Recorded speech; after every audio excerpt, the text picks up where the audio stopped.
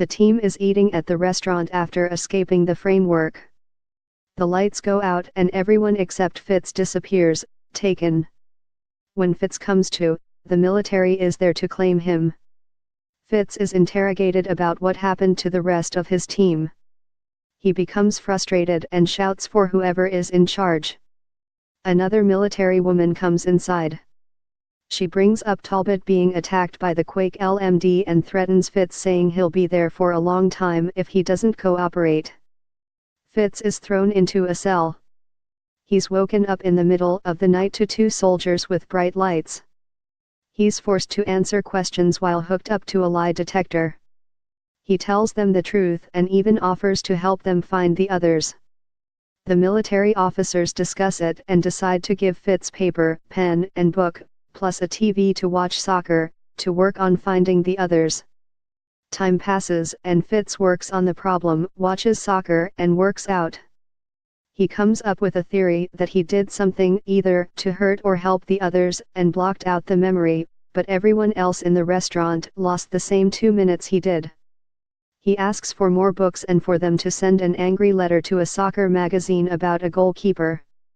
Fitz continues to work, writing equations on his walls and losing his temper at the television. He draws monkeys on the wall to count the days. He continues to report to the officer and ask for additional books and to send more letters. 6 months pass and the officers are not happy with his progress. His last answer is that the others were abducted by aliens. They strip him of his perks just as his attorney, Lance Hunter, shows up. Fitz wonders what took Hunter so long to show up. The soccer letters were designed to get his attention, but Hunter has been in Bangladesh. Fitz has a long-term plan for how he can escape, but Hunter has something more immediate in mind. He blows out a wall and they make a run for it. There's a helicopter in the distance that would draw the attention of the guard so they could escape on the ground, but the helicopter pilot crashes. Hunter and Fitz make their escape in an old trailer.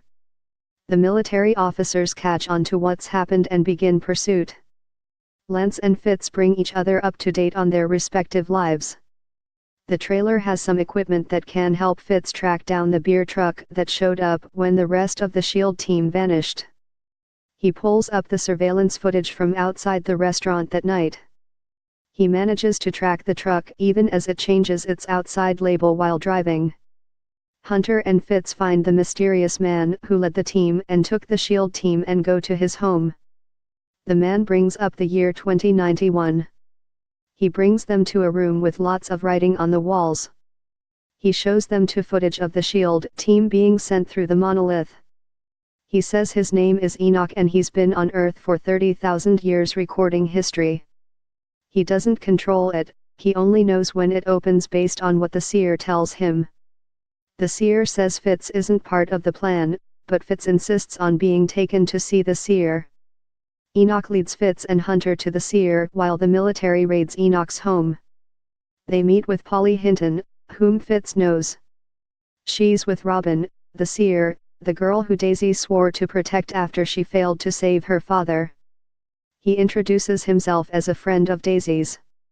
The military notices the children's drawings. They're Robin's. Robin has learned an alien language that no one else on Earth knows and she's prophesying through her drawings. The military arrives. Enoch hands out earplugs and uses the same trick he used to take the SHIELD team to help them escape. Enoch brings everyone to a lighthouse. He says it's where he brought the others, but not when. He hands Fitz the Lake Ontario postcard he'll write on and that Kelson and the others will find in the future. He brings them to an underground chamber that's been there for a long time. No one knows who built it.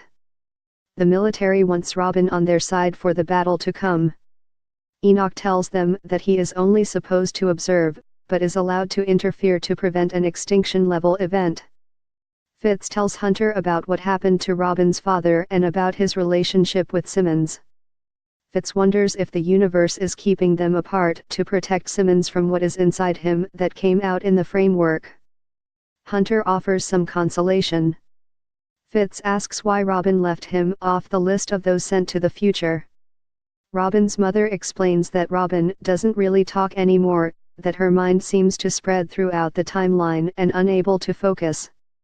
Enoch has been helpful, but Robin lives mostly inside her head. They try to ask Robin about Fitz. She says he stayed behind because he has to save them. Enoch says he may have a way to get Fitz to them. His space capsule is at a place called Blue Raven Reach, the same military base that Hunter just broke Fitz out of. Fitz and Hunter try to sneak into the base as repair contractors. They get inside and change into military uniforms. They release several ferrets to set off perimeter alarms and draw attention. They get inside and find the capsule. They also find the Zephyr 1. Fitz and Hunter load the capsule onto the Zephyr 1. The ship is already loaded with everything else the military confiscated from S.H.I.E.L.D., including ICERs. A group of guards shows up. Fitz holds them off while Hunter launches the Zephyr and they escape. The military woman in charge says she is disappointed with those other agents who were on the Fitz case. She shoots them in their heads. Fitz stashes a bunch of gear in the lighthouse's underground base. Fitz is going to go into cryosleep until he catches up in time with the others. He'll be on a Chronicon vessel summoned by Enoch orbiting another planet to keep him safe. 74 years later, Fitz wakes up on board the alien vessel and Enoch is waiting for him. He says that he has put a plan in motion while Fitz was sleeping.